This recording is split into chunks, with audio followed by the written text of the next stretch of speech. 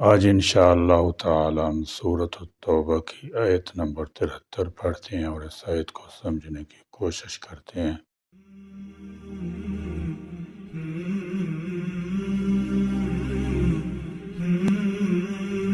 اعوذ باللہ من الشیطان الرجیم، بسم اللہ الرحمن الرحیم۔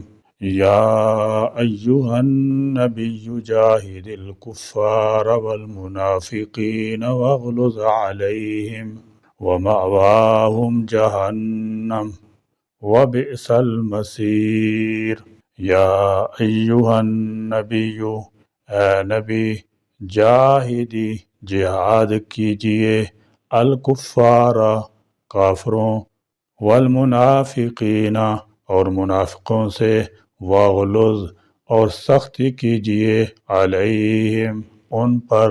فرمایا یا ایہا النبی جاہد الکفار والمنافقین، جہاد کے معنی ہے کسی ناپسندیدہ چیز کے دفع کرنے میں انتہائی کوشش کرنا۔ یہ کوشش کبھی ہتھیار سے ہوتی ہے، کبھی زبان سے، کبھی قلم سے، کبھی کسی اور طریق سے۔ منافقین جو زبان سے اسلام کا اظہار کریں اور دل سے مسلمان نہ ہوں، ان کے مقابلہ میں جہاد بالسیف جمہور امت کے نزدیک مشروع نہیں، نہ عہد نبوت میں ایسا واقع ہوا۔ اس لیے جہاد کا لفظ اس آیت میں عام رکھا گیا ہے، یعنی تلوار سے، زبان سے، قلم سے، جس وقت جس کے مقابلے میں جس طرح مصلحت ہو جہاد کیا جائے۔ بعض علماء کی یہ رائے ہے کہ اگر منافقین کا نفاق بالکل عیاں ہو جائے تو ان پر بھی جہاد بالسیف کیا جا سکتا ہے۔ بہرحال غزوہ تبوک نے چونکہ منافقین کا نفاق بہت اشکارا کر دیا تھا، اس لیے اس آیت میں ان کی نسبت ذرا سخت رویہ اختیار کرنے کی ہدایت کی گئی۔ نبی کریم صلی اللہ تعالی علیہ وسلم فطری طور پر نہایت نرم خو واقع ہوئے تھے۔ ارشاد باری ہے فَبِمَا رَحْمَةٍ مِّنَ اللَّهِ لِنْتَ لَهُمْ وَلَوْ كُنْتَ فَظًّا غَلِيظَ الْقَلْبِ لَانفَضُّوا مِنْ حَوْلِكَ۔ پھر حق تعالیٰ جل شانہ کی طرف سے حکم تھا وَاخْفِضْ جَنَاحَكَ لِمَنِ اتَّبَعَكَ مِنَ الْمُؤْمِنِينَ، کیونکہ منافقین بھی بغیر مومنین کے زمرہ میں شامل رہتے تھے، اس لیے حضور اکرم صلی اللہ تعالی علیہ وسلم ان کے ساتھ بھی درگزر، چشم پوشی اور نرم خوئی کا معاملہ فرماتے تھے۔ تبوک کے موقع پر جب منافقین نے کھلم کھلا بے حیائی، عناد اور دشمنی کا انداز اختیار کر لیا تو حکم ہوا کہ اب ان کے معاملے میں سختی اختیار کیجیے، یہ شریر، خوش اخلاقی اور نرمی سے ماننے والے نہیں ہیں۔ مدینہ آنے پر رسول اللہ صلی اللہ تعالی علیہ وسلم طویل مدت تک منافقین سے نرمی برتتے رہے اور ان کی سازشوں اور کمینگیوں سے درگزر فرماتے رہے، مگر اس حسن سلوک سے اصلاح کی بجائے ان کی سرکشی بڑھتی ہی گئی۔ اس لیے جب یہ صورت اتری جو قرآن کی سب سے آخر میں اترنے والی صورتوں میں سے ہے تو حکم ہوا کہ اب نرمی اور درگزر کی بجائے سختی کا وقت آ گیا ہے، اس لیے اب تک آپ جو نرمی اور چشم پوشی کا معاملہ کرتے رہے اسے ختم کیجئے اور ان کے ہر قصور پر سختی سے گرفت کیجئے۔ اس آیت سے معلوم ہوا کہ منافقین صریح کفر کا اظہار کریں اور اس پر قائم رہیں تو کفار کی طرح ان سے بھی جہاد بالسیف کیا جائے۔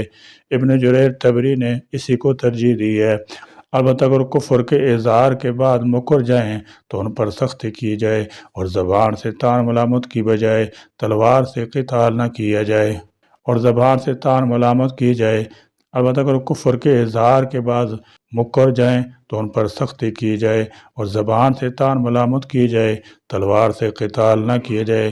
ہاں حدود الہی ان پر ضرور نافذ کی جائیں گی، کیونکہ رسول اللہ صلی اللہ تعالی علیہ وسلم نے منافقین سے قتال بالسیف نہیں کیا، بلکہ قتل کی اجازت طلب کرنے پر بھی فرمایا رہنے دو، لوگ کہیں گے کہ محمد اپنے ساتھیوں کو قتل کرتا ہے۔ حافظ ابن کثیر مختلف اقوال نقل کرنے کے بعد لکھتے ہیں ان اقوال میں اختلاف نہیں، اصل بات یہ ہے کہ مختلف حالات میں حسب مواقع سزا دی جا سکتی ہے، یعنی منافقین صریح کفر کے اظہار کی جرت کریں تو پھر ان سے کفار کی طرح ہی معاملہ ہوگا۔ وَمَأْوَاهُمْ اور ان کا ٹھکانہ جہنم جہنم ہے۔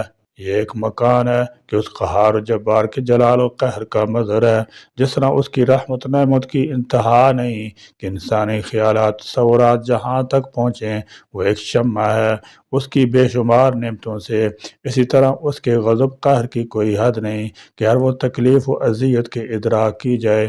ایک ادنا حصہ ہے اس کے بے انتہا عذاب کا۔ قرآن مجید احادیث میں جو اس کی سختیاں مذکور ہیں ان میں سے کچھ اجمالاً بیان کرتا ہوں کہ مسلمان دیکھیں اور اس سے پناہ مانگیں اور ان اعمال سے بچیں جن کی جزا جہنم ہے۔ حدیث میں ہے کہ جو بندہ جہنم سے پناہ مانگتا ہے جہنم کہتا ہے اے رب یہ مجھ سے پناہ مانگتا ہے تو اس کو پناہ دے۔ قرآن مجید میں بکثرت ارشاد ہوا کہ جہنم سے بچو، دوزخ سے ڈرو۔ ہمارے آقا مولا صلی اللہ تعالی علیہ وسلم کو سکھانے کے لیے کثرت کے ساتھ اس سے پناہ مانگتے۔ جہنم کے شرارے اونچے اونچے محلوں کی برابر اڑیں گے، گویا زرد اونٹوں کی قطار کے پہم آتے رہیں گے۔ آدمی اور پتھر اس کا ایندھن ہے۔ یہ جو دنیا کی آگ ہے اس آگ کے 70 حصوں میں سے ایک حصہ ہے، 70 جزوں میں سے ایک جز ہے۔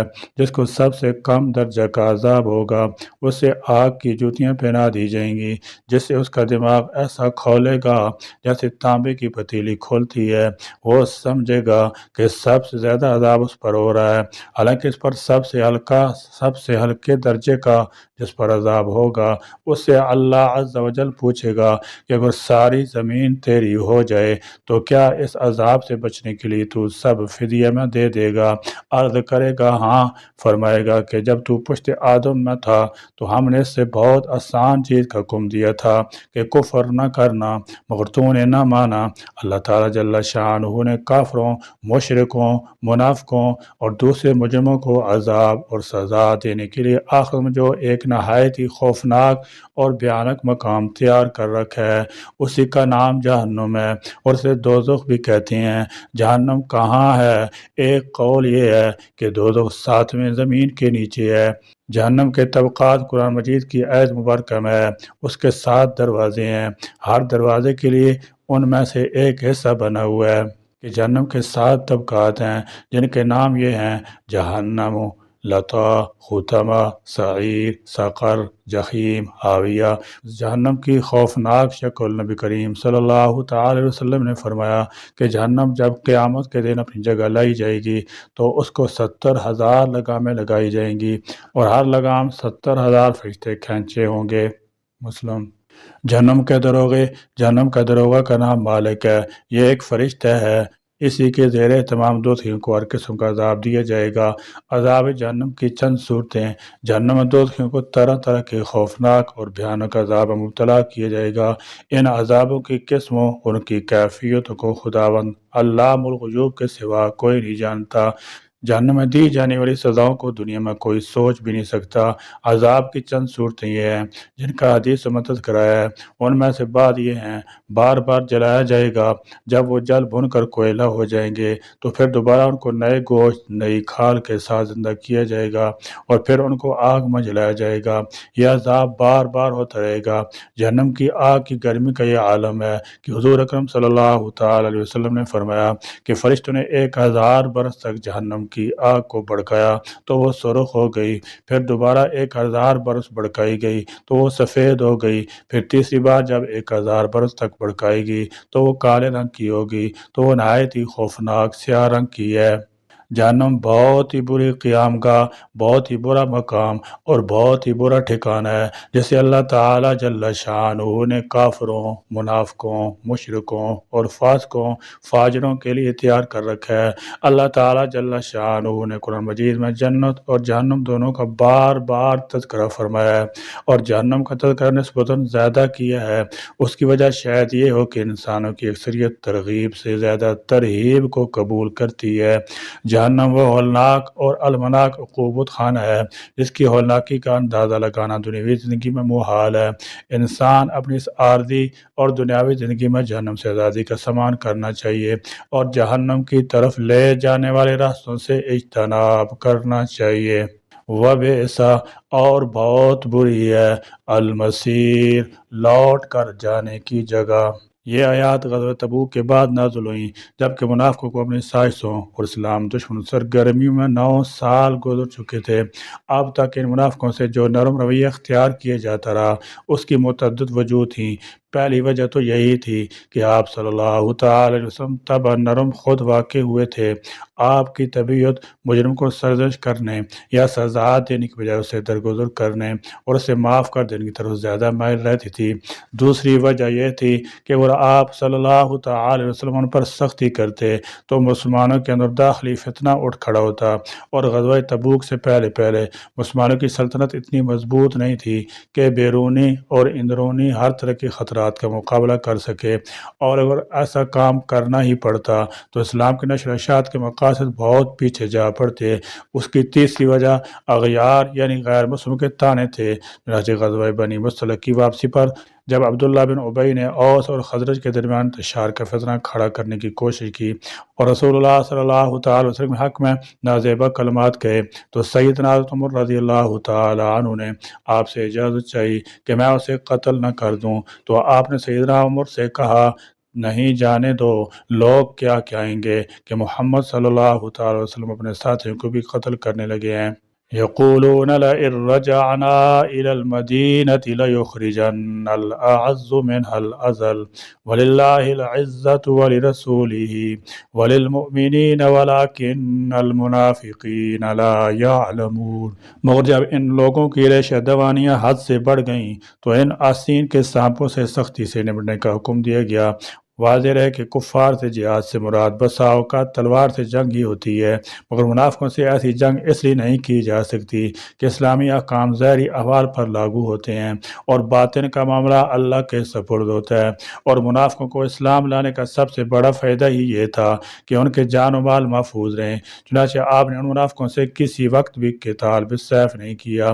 یہاں منافقوں سے جہاد اور ان پر سختی کرنے کا مطلب یہ ہے کہ آئندہ ان کی باتوں پر اعتماد نہ کیا جائے، ان کی فتنہ پردازیوں پر پردہ نہ ڈالا جائے تاکہ انہیں مسلم معاشرے میں نفاق کا زہر پھیلانے کا موقع نہ مل سکے، اور ان کی سازشوں کو کھلم کھلا بے نقاب کیا جائے، ان کی شہادت کو معتبر نہ سمجھا جائے، انہیں جماعتی مشوروں سے الگ رکھا جائے، کوئی عہدہ یا منصب ان لوگوں کے سپرد نہ کیے جائے، ان سے مخلصانہ میل جول اور تعلقات قطع کیے جائیں تاکہ ان لوگوں پر خوب واضح ہو جائے کہ ایک اسلامی معاشرے میں ان کے لیے عزت وقار کا کوئی مقام نہیں ہے۔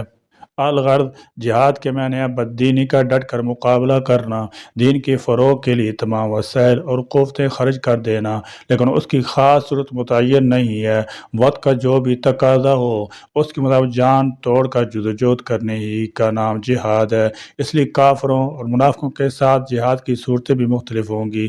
کافروں کے ساتھ جہاد کی صورت یہ ہے کہ پہلے ان کے سامنے تقریر و تحریر، وعظ و نصیحت و حکمت داشمندی سے دین پیش کیا جائے اور انہیں سچا دین قبول کرنے کی ترغیب دی جائے۔ اگر وہ مخالفت پر کمر بستہ ہو جائیں تو حد الامکان برداشت سے کام لیا جائے، اور ان کی مخالفت کا جواب دینے کے لیے حالات سازگار نہ ہوں تو مکی زندگی کو معیار بنا کر برابر برداشت ہی سے کام لیا جائے اور ان کی طرف سے پہنچنے والی ہر اذیت برداشت کی جائے۔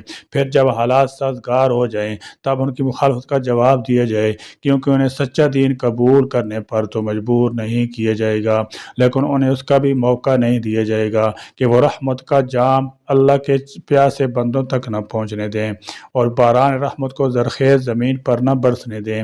اس لیے پوری قوت سے ان کی مخالفت کا جواب دینا ضروری ہے اور ان کے ساتھ کسی قسم کا نرم برتاؤ کرنے کی گنجائش نہیں۔ یا اللہ کریم ہم کو دشمنان دین سے جہاد کا جذبہ صادقہ عطا فرما۔ یا اللہ کریم اس ملک پاکستان میں بھی منافقین تھے اور ہیں جو اسلام زبان سے تو پکارتے ہیں مگر دل سے اسلام کے مخالف ہیں، یا اللہ کریم ان منافقین سے اس ملک کو پاک فرما دے اور ان منافقین کے وجود کو اس ملک سے مٹا دے، اور صحیح معنی میں اس ملک پاکستان کو اسلام کا گہوارہ بنا دے اور دشمنان دین کے عزائم کو ملیمیٹ فرما دے۔ آمین۔ وآخر دعوانا الحمدللہ رب العالمین۔